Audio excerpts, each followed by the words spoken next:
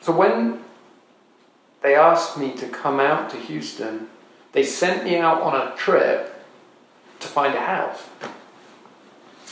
And before I came out, I had looked, just randomly typed into Google, Houston houses to rent, or something. And if you think how many houses there are in Houston, think how many there could be to rent, hundreds of thousands probably.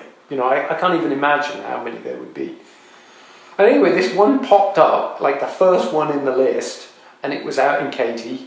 And I looked on a map where Katy was and thought, it looks like it's a long way away, but anyway. And just looked at the house to see, what it was like and what the area was like. And kind of liked it. Anyway, thought nothing of it. That was it, right? Then, when we were leaving Aberdeen, we had a big party, and we just invited all our neighbours who, we knew most of them, we didn't know all of them. Anyway, one of the neighbours who came to the party said, "Why are you having a party?" And we said, "Well, we're leaving, we're going to Houston." And he said, "Oh, what a coincidence, so am I." And we're like, when? He was basically going at the exact same time as us. And that in itself is not a coincidence, because Aberdeen's not a very big place.